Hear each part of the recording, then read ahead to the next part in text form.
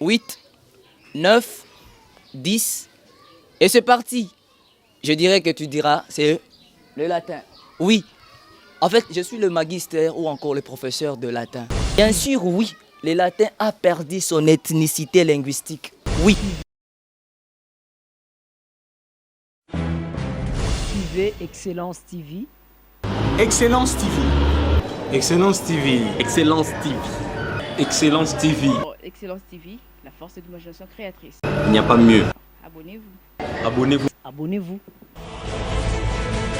Salut tous les élèves de toute la planète Terre. Je réponds au nom de Magister Félix. Je voulais juste m'entretenir avec vous pendant quelques minutes en tant que magister. Et surtout pour les élèves de section littéraire. En commençant par la troisième année des humanités, troisième année des humanités, parce qu'actuellement, avec le ministère EPST, on appelle la première année des humanités. En fait, de la première année des humanités jusqu'en quatrième année des humanités, nous allons nous entretenir, surtout concernant notre cours, que vous connaissez vous-même. Mais avant que cela n'arrive, j'aurais bien voulu poser une petite question à toi qui me suis à travers ton poste téléviseur à la maison. Quels sont les cours que nous étudions en section littéraire? Je te donne quelques minutes de réflexion. Et je sais que tu as la réponse déjà. Sûrement, nous avons le français, nous avons l'anglais, le français. Et là, nous avons l'anglais. Nous avons également le latin. De ces trois cours de langue, quels sont le cours ou encore quel est le cours le plus étudié en section littéraire?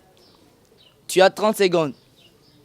1, 2, 3, 4, 5, 6, 7,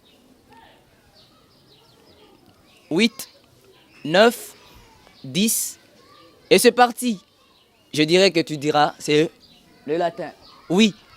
En fait, je suis le magister ou encore le professeur de latin. Nous allons nous entretenir, vous et moi, en section littéraire à partir de désormais jusqu'à dorénavant. Parlons un tout petit peu du latin. Aujourd'hui, on va devoir parler de ce cours intitulé le latin. Il est le cours de la section littéraire. Il est le plus étudié en section littéraire. Mais qu'est-ce que le latin? On peut se poser cette question pertinente. Qu'est-ce que le latin? En fait, nous avons l'opportunité, vous et moi, à travers votre poste téléviseur, de comprendre ce qu'est le latin. Primitivement, nous allons dire, vous et moi, primitivement, c'est-à-dire depuis les temps anciens, primitivement, le latin est l'un des dialectes de l'Italie centrale. L'origine du latin.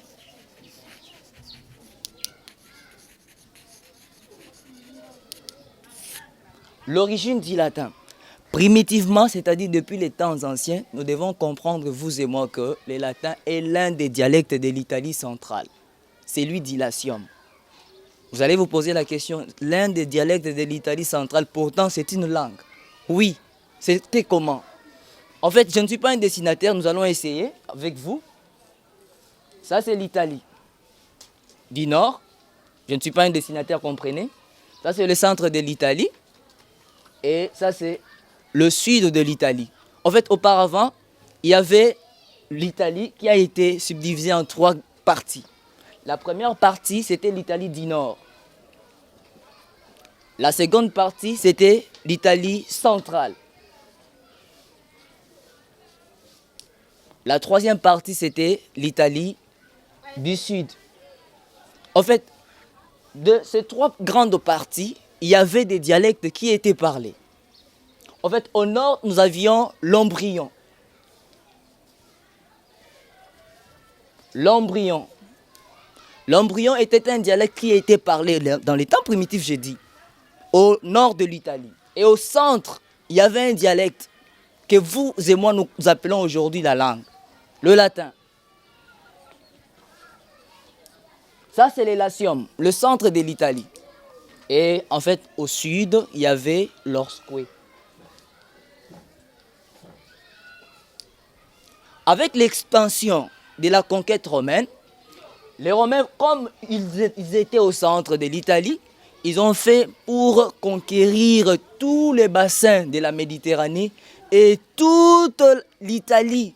Et c'est à partir de ces moments-là qu'ils ont fait en fait que leur dialecte soit une langue, chers amis. Et qu'est-ce que nous devons retenir par là? On nous signale que le latin est devenu une langue, c'est avec les temps.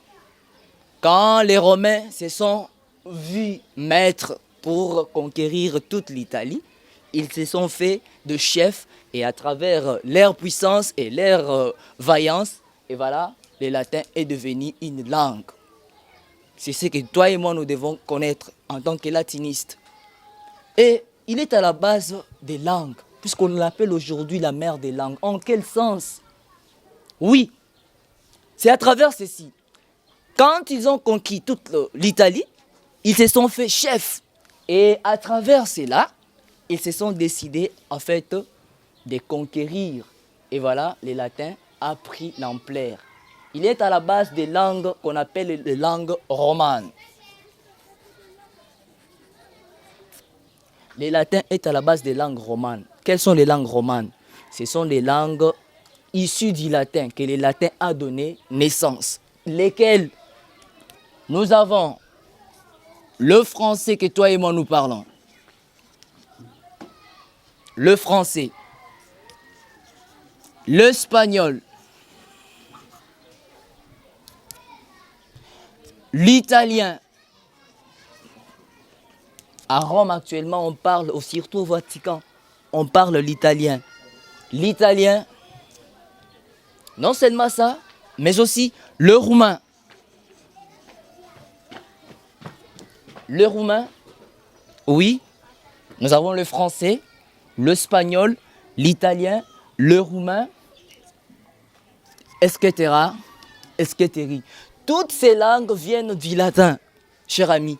Elles sont appelées comment? Des langues romanes. Je n'ai pas dit romaines, mais je dis romanes. Qu'est-ce que nous pouvons comprendre par cela? Nous disons que le latin vient de l'Italie centrale.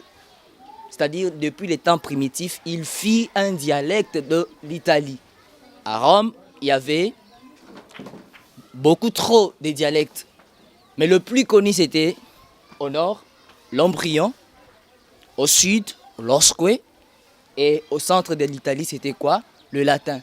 Avec l'extension de la conquête romaine, c'est-à-dire les Romains ont fait de tout leur possible pour conquérir tout le bassin de la Méditerranée et toute l'Italie également, vu qu'ils étaient des vaillants et ils sont parvenus à pouvoir ramener le dialecte à une langue.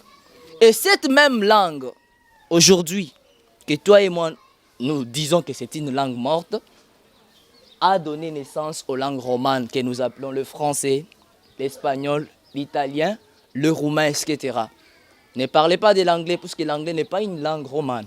L'anglais vient de germanique. C'est une langue germanique, ce n'est pas une langue romane. Les langues romanes sont des langues issues du latin, que le latin a donné naissance. Lesquelles? Le français, l'espagnol, l'italien et le roumain, etc. Il y en a plein. Mais à la personne qui peut te poser la question en tant que latiniste, le latin est une langue morte, quelle sera ta réponse? Cher ami, avec respect que tu dois à ces messieurs ou encore à cette dame qui te posera cette question, dis-lui ceci. Bien sûr, oui, le latin a perdu son ethnicité linguistique. Oui, mais ce n'est pas une langue morte. Il est vivant. Le latin est vivant. Comment? On peut se poser la question comment? Le latin est vivant à travers son expression écrite. Il a des expressions. Lesquelles? Écrites et l'expression parlée. L'expression écrite, qu'est-ce que cela veut dire? C'est-à-dire à travers la façon dont on l'écrit, il est vivant. Et il est parlé comment? Il est parlé à travers des langues qu'il a donné naissance. Donc, c'est-à-dire à la personne qui te posera la question de savoir, mais pourquoi est-ce qu'on dit que le latin est une langue morte? Défends-toi en tant que latiniste. Tu te défends en disant que le latin n'est pas une langue morte. Il est vivant d'abord par son expression écrite et il est aussi parlé à travers des langues romanes. En tant que latiniste, qu'est-ce que nous pouvons retenir là-dessus? Oui, tu peux te poser la question, ah, mais je me sens un tout petit peu lésé en me disant, oh, je fais la littéraire, on me décourage. Non, on ne te décourage pas. Le latin est vivant et il est parlé à travers son expression écrite et aussi à travers toutes ces langues, des langues romanes. Qu'est-ce que nous pouvons retenir? Nous retenons à partir d'aujourd'hui que depuis les temps primitifs, le latin est l'un des dialectes de l'Italie centrale. L'Italie centrale est là. C'était le centre de l'Italie. Il était parlé comme un dialecte et vu la conquête romane, il est parvenu à être une langue. Il est à la base des langues romanes. Quelles sont ces langues romanes? Ce sont des langues ici du latin. Le français que toi et moi nous parlons, l'espagnol, l'italien et le roumain. Donc prochainement, nous apprendrons beaucoup, très chers camarades. Alors beaucoup. Qu'est-ce que nous allons apprendre? Nous allons parler beaucoup plus de la partie grammaire du latin. Parce qu'en latin, nous avons une partie qu'on appelle la partie grammaire qui expliquera tout, alors tout. Et non seulement ça, mais aussi, nous parlerons également de la partie realia. Realia, c'est quoi? Vous allez vous poser la question. Realia, c'est quoi? Realia, c'est la partie, oui, la partie la plus importante qui parle de l'historique du latin, qui parle de tout ce que je viens de vous dire. Nous allons découvrir cela à partir de ces deux grandes parties que nous verrons prochainement. Quelles sont ces grandes parties? J'insiste. Nous avons la partie realia, la partie historique de toute l'Italie, de la vie des Romains.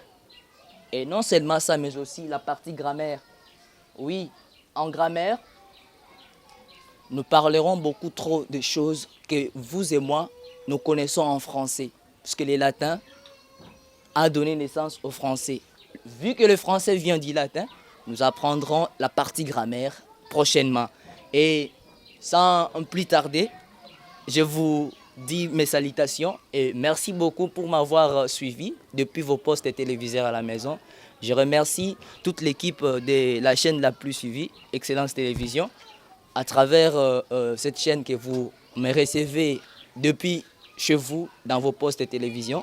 Merci beaucoup à Jump, le formidable Bonteke. Merci beaucoup à ma préférée, Ekilaï Mongoïguet, la mère de mes enfants. Merci beaucoup et pourquoi pas à mon préféré, à mon boss que je puisse allier depuis chez lui à la maison. Amen, Bonteke Moutou. En tout cas, mes salutations à toute l'équipe de l'Excellence Télévision. Merci, merci. Au revoir. Excellence TV. Excellence TV, la force de l'imagination créatrice. Il n'y a pas mieux. Abonnez-vous. Abonnez-vous. Abonnez-vous.